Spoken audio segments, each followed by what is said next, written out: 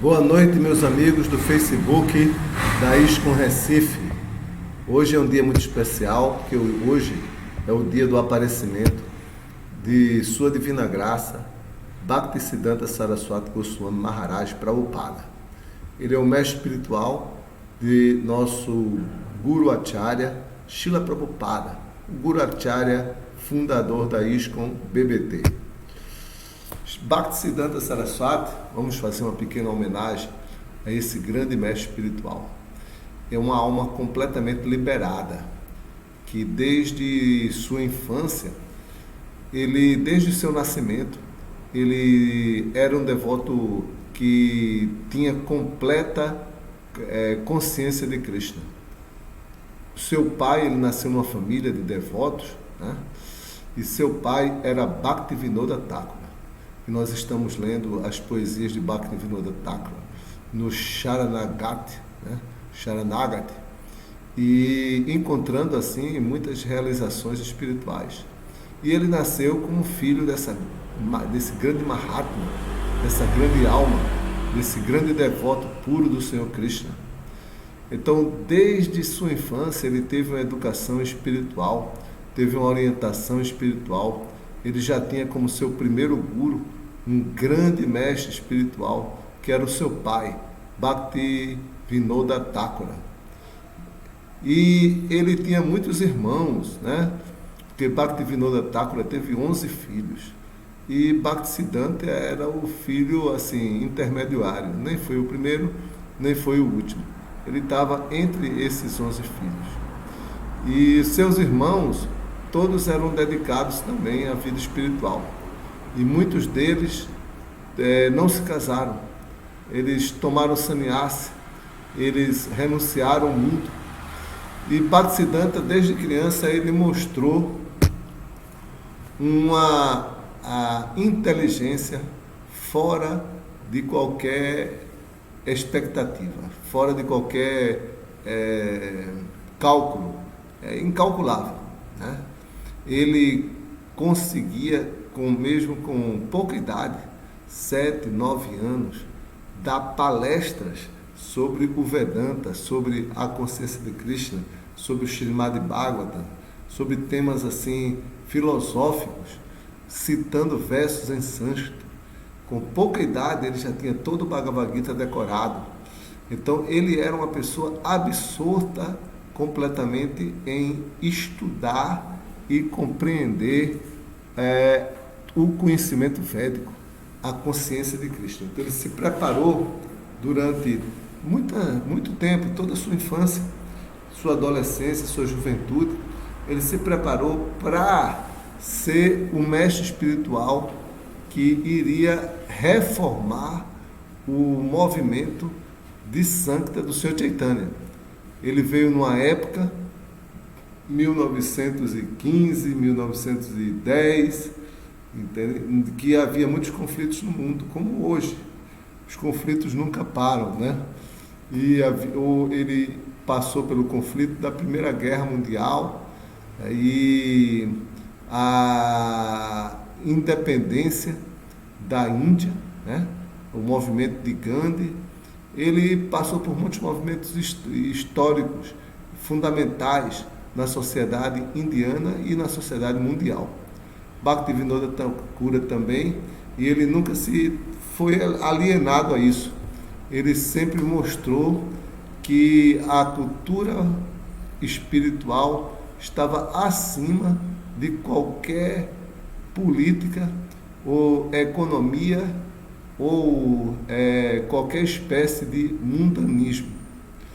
Ele sempre foi uma pessoa renunciada, livre de qualquer vaidade, qualquer apego, e sua mente estava sempre voltada para a consciência de Krishna. Mesmo quando criança, ele já mostrava um grau de renúncia muito grande. Ele, certa vez, Bhaktivinoda Thakura comprou umas mangas, na época das mangas, né, para oferecer da idade, mangas muito bonitas, e estavam guardadas no quarto das deidades. E Bhaktisiddhanta, uma criança de 5 anos, ele pegou uma dessas mangas e chupou a manga. chupou a manga que era para ser oferecido à deidade. Aí, lógico, Bhaktivinoda, como pai de Bhaktisiddhanta, ele instruiu Bhaktisiddhanta, né, que o nome dele não é Bhaktisiddhanta, é um título, né, o nome dele é Nimai Prasada. Então, Nimai Prasada pegou aquela frutinha e Bhaktisiddhanta explicou, Bhaktivinoda explicou que aquilo ali era destinado à deidade, que ele cometeu uma ofensa à deidade, pegando a boca da deidade, não esperando ser oferecida. Bhaktisiddhanta sentiu tanto essa ofensa que ele cometeu, que ele fez um voto de nunca mais comer mangas na sua vida. Então, a partir dos 5 anos de idade, 6 anos, na idade ainda muito criança, ele fez esse voto. E muitos dos seus discípulos, às vezes, ofereciam praçada para ele e ofereciam mangas, e ele não aceitava. Ele dizia, não, eu não posso comer manga, eu sou uma pessoa muito caída, eu sou um ofensor, eu não posso comer essas mangas.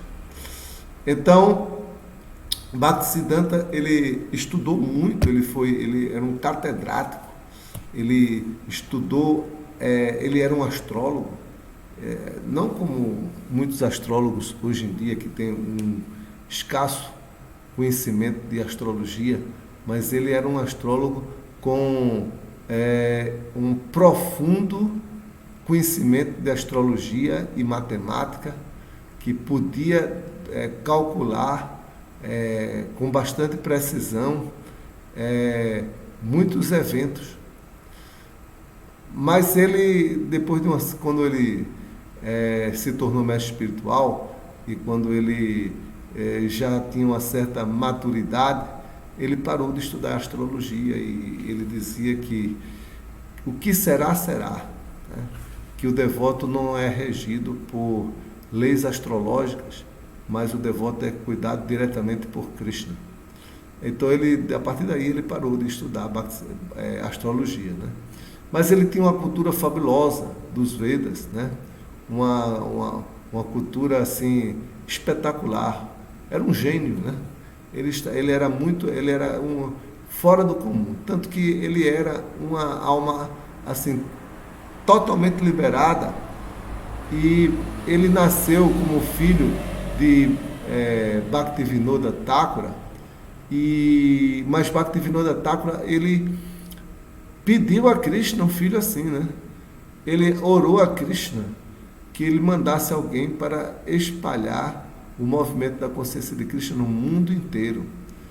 Então ele pediu um raio de Vishnu, pediu que eu queria um filho que fosse como um raio de Vishnu, uma faísca de Vishnu, que pudesse incendiar o mundo inteiro com o amor a Deus. E ele foi atendido, né? E nasceu Bhaktisiddhanta Saraswati. Ele tomou iniciação de Gaurakishora Dasa Babaji. Antes de se tornar um mestre espiritual, ele teve todo um processo de purificação, né? Ele tomou a iniciação de Gaura, não foi muito fácil, porque Gaurakishora Dasa Babaji, ele era iletrado, ele não sabia ler. E Bhaktisiddhanta era uma pessoa muito erudita. Então, quando Bhaktisiddhanta se aproximou dele para tomar a iniciação, ele recusou. Até porque Bhaktisiddhanta, Nimai Prasada, né? Ele era filho de Bhaktivinoda, e Bhaktivinoda era o mestre espiritual de Gaurakishora Dasa Babaji. E ele não queria dar iniciação ao filho de seu mestre. Mas, assim, em muita insistência de Bhaktisiddhanta, dizendo até que se ele vai vir amanhã aqui, e se ele não aceitar como discípulo, ele não tem razão mais para viver, não. Ele vai acabar com sua vida. Aí Gaurakishora Dasa Babaji aceitou Bhaktisiddhanta como mestre espiritual. E Bhaktisiddhanta, ele, como um bom discípulo, ele estava sempre servindo a Gaurakishora Dasa Babaji. Quando Gaurakishora Dasa Babaji abandonou o corpo, ele ainda jovem, né? Bhaktisiddhanta foi cuidar do corpo de Gaurakishora Dasa Babaji para fazer as cerimônias ritualísticas necessárias. Mas Gorakshoradatta Babaji, ele era muito humilde, e ele pediu que não fizesse nenhuma cerimônia, mas que mostrasse para as pessoas o que era esse corpo, né? Que era só um saco de elementos materiais. Então, quando ele morresse, por favor, arrastasse o corpo dele por toda a vila, mercado, para as pessoas verem o que é o corpo, né? Sentirem o que é o corpo material e qual o destino de todos os corpos. E eles iam arrastar Gorakshoradatta Babaji por todo o caminho, né, da cidade de Jagannath Puri, onde vivia Gorakshoradatta Babaji, ou não sei se era Jagannath Puri ou se era Mayapur, né, nessa época. Mas eu sei que Bhaktisiddhanta não deixou. Ele disse: não, vocês não podem tocar no meu mestre espiritual, não. Como vocês acham que podem tocar nele? Como é que está a vida espiritual de vocês? Vocês, chefe de família, né? Há quanto tempo vocês não fazem sexo com as suas esposas? Vocês não tocaram ela? Quem aqui há um dia, no dia anterior, não tocou na sua esposa? Então, pode tocar aí no meu mestre espiritual, mas se vocês estão tocaram nela, vocês não podem tocar no meu mestre espiritual, né? Vocês estão contaminados. Aí ninguém se pronunciou, todo mundo ficou calado. Ele falou: uma semana, um mês, nada, ninguém se pronunciou. Aí Gorakshoradatta Babaji disse que o Bhaktisiddhanta falou: então eu cuido do corpo do mestre espiritual, né? Porque Bhaktisiddhanta Saraswati, ele era um Nastik Brahmachari, ou seja, aquela pessoa que fez o voto de celibato por toda a sua vida. Ele não tinha outra coisa na vida a não ser servir a Krishna, era o seu único negócio. Ele é um devoto totalmente puro, totalmente livre de todas as contaminações materiais. Antes dele assim aceitar, né, o cargo, né, a função, o serviço de mestre espiritual, ele estudou bastante. Além de estudar bastante, ele fez um voto de cantar 1 bilhão de santos nomes. 1 bilhão. Então ele passou vários anos, somente cantando o Mahamantra Hare Krishna, de dia e de noite, tomando pouca praçada, só para manter o corpo, e passando todo o tempo cantando Hare Krishna, até completar seu voto de cantar 1 bilhão de santos nomes. Aí após isso, ele se tornou um mestre espiritual da nossa Sampradaya. E como mestre espiritual, ele pregava muito forte, né? Sob a orientação de Bhaktivinoda Thakur, seu pai, ele pregava muito forte. Tão forte que as pessoas, os impersonalistas e aqueles que deturpavam o conhecimento espiritual puro da nossa Sampradaya, eles abandonaram completamente eles fugiam de Bhaktisiddhanta Saraswati. Fugiam, porque tinham medo de serem derrotados publicamente. Porque ele tinha argumentos e conhecimento das escrituras capaz de derrotar qualquer erudito, qualquer estudioso da sua época. Ele era um ícone, ele era um marco da época dele em filosofia e conhecimento espiritual, científico a respeito da personalidade de Deus. Então, aí ele pregou muito e fez muitos discípulos na Índia, milhares, e cuidava deles, mandava cartas, recebia-os, conversava com eles, mas sempre vivendo uma vida simples, embora que ele aceitasse qualquer coisa para o serviço a Krishna. Então ele foi o primeiro guru, mestre espiritual, que andou de carro. Ele andava de carro. Ele disse: se os homens trabalharam tanto para fazer essas máquinas, então se a gente não usar, elas não têm nenhuma utilidade. Então Bhaktisiddhanta usava. E ele também foi o primeiro guru, mestre espiritual, que fez uma impressora. Ele criou uma gráfica, uma editora de livros, para publicar e editar os livros da consciência de Krishna, editar o Bhagavad Gita, o Srimad Bhagavatam, editar uma revista, né? Bhaktisiddhanta fez uma revista, né? E ele distribuía essa revista, e era uma revista diária, não é a revista de 2 em 2 meses, 6 em 6 meses, semana em semana, é uma revista diária, e todos os dias ele tinha artigos e tinha iluminações para colocar nessa revista, né? Ele também abriu muitos templos, né? Templos na Índia, né? E também mandou alguns de seus discípulos para pregar no Ocidente. Mandou assim para pregar em Londres, né? E eles foram para lá, né? Muitos de seus discípulos, e ele ficou muito satisfeito por seus discípulos aceitarem essa responsabilidade, né? Só que não tinha chegado a hora do movimento chegar no Ocidente, né? Eles não conseguiram fazer muita coisa em Londres, né? Encontraram algumas devotas que eram devotas de Bhaktisiddhanta, mas que não deu continuidade, não conseguiu abrir nenhum centro lá em Londres, né?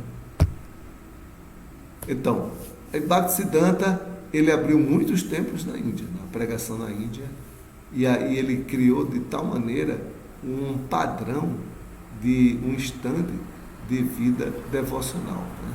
Criou assim uma maneira de vestir, a maneira de se comportar, né? Então ele estabeleceu um padrão criou assim, caracterizou mesmo o Vaishnavismo como uma religião, porque era meio bagunçado, né? Era meio bagunçado a religião Hare Krishna na Índia, né? Era bastante bagunçado, mas ele deu moral a isso. E uma das contribuições assim muito importante de Bhaktisiddhanta, talvez até a mais importante, certo? Vamos dizer que a contribuição mais importante de Bhaktisiddhanta foi ele ter pregado e ter orientado sua divina graça, Sri Bhaktivedanta Swami Prabhupada, para vir para o Ocidente e dar a consciência de Krishna a todos. Então, isso aí foi o grande marco, né? Porque Bhaktisiddhanta, ele tinha essa missão, mas nenhum de seus discípulos conseguiu cumprir com sua missão, e ele morreu assim insatisfeito, né? Um pouco insatisfeito, porque ninguém tinha vindo para o Ocidente fazer o que ele queria, seguia a ordem do seu mestre espiritual. Mas Srila Prabhupada assim, aceitou essa ordem, se preparou, e no final da sua vida, né, já com 67 anos, ele saiu da Índia e veio para o Ocidente. E aqui ele teve, assim, pela graça de Krishna, de Bhaktisiddhanta, ele teve um grande sucesso. E esse sucesso abrilhantou mais ainda Srila Prabhupada, né? Srila Prabhupada, ele está assim cumprindo com a mais elevada posição de vida espiritual, de vida devocional que podemos podemos aspirar. Prabhupada deu tudo o que podíamos receber de consciência de Krishna para avançar em conhecimento espiritual. Prabhupada, ele deu a consciência de Krishna mais pura, mais elevada, mais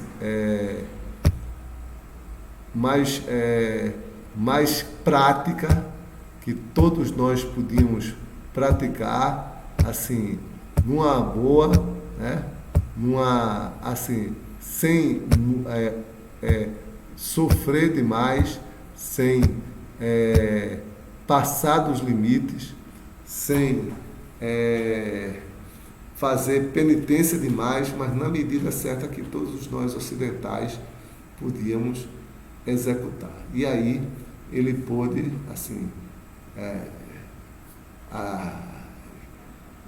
tornar Bhaktisiddhanta ainda mais glorioso, com o seu movimento. Com certeza Bhaktisiddhanta, ele está muito feliz, né, no mundo espiritual pelo sucesso de seu discípulo, Srila Prabhupada, porque é um guru, ele sempre está ansioso, querendo que seu discípulo possa compreender perfeitamente a missão de Krishna e se ocupar em serviço devocional. Então, hoje é o dia de Bhaktisiddhanta Saraswati, né? Então, alguns devotos fizeram jejum até meio-dia. Eu confesso que eu não olhei o calendário Vaishnava e eu perdi esse jejum, né? Deixei de avançar espiritualmente, né? Porque eu não fiz esse jejum, né? Deveria ter feito, não custava nada, até meio-dia. É bastante simples, né? Mas pelo menos estamos aqui juntos, né? No Facebook da ISKCON Recife, transmitindo essa live e dando para vocês e a gente também uma lembrança de Bhaktisiddhanta nesse seu dia transcendental de aparecimento. Então vamos encerrar por aqui essa live, vamos dar uma olhadinha aqui no Facebook da ISKCON Recife e vamos ver se tem alguém ao vivo assistindo a nossa live, né? Sim, temos aqui, já vi aqui que tem um comentário do Jair Nityananda. Ele está comentando o boa noite, né? E está comentando sobre muito extraordinários efeitos de Srila Bhaktisiddhanta.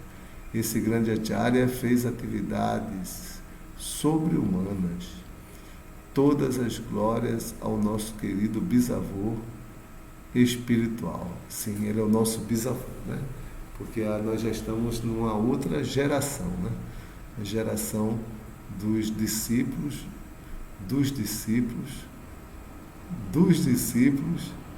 de Srila Prabhupada, né? Então, para alguns, ele já para nós é bisavô, mas ele já é tataravô, porque nós já temos discípulos de Srila Prabhupada, né? Estamos numa geração ainda mais adiantada, né? Tem geração ainda mais adiantada. Jai Hare Krishna, boa noite a todos. Vamos ser felizes na consciência de Krishna, que a consciência de Krishna é assim. É para deixar todo mundo feliz, né? Não é para deixar ninguém triste. Então vamos cantar o Mahamantra Hare Krishna, Krishna Krishna, Hare Hare, Hare Rama, Rama Rama, Hare Hare. Assim vamos acabar todas as nossas ansiedades materiais, nossas lamentações, né? Nossos desejos, e fixar a mente simplesmente no serviço devocional a Krishna, que aí vamos nos purificar cada vez mais e Krishna vai estar cada vez mais presente na nossa vida. Jai, Hare Krishna, boa noite, né? Os devotos que estão assistindo nossa live pelo Facebook, nosso boa noite está aqui. E os que estão pelo YouTube, pessoal, vamos fazer nossa inscrição aí, ó. Se você não fez, só se você não fez, porque eu vi lá que tinha 253. Aí eu falei para fazer a inscrição e pessoas que já tinham feito a inscrição foram lá e clicaram para fazer de novo. Não pode. Quando você clica de novo, sua inscrição desaparece. Então quem fez isso, Clica aí para aparecer de novo sua inscrição. E quem ainda não fez, vai lá e faz a sua inscrição, porque vai ser uma grande vitória para mim e para todos nós se a gente conseguir 1000 inscritos no nosso canal. Aí vamos ficar muito mais fácil para divulgar a consciência de Krishna aqui no canal do YouTube. Jai, Hare Krishna, boa noite a todos e vamos encerrar essa live aqui. Hare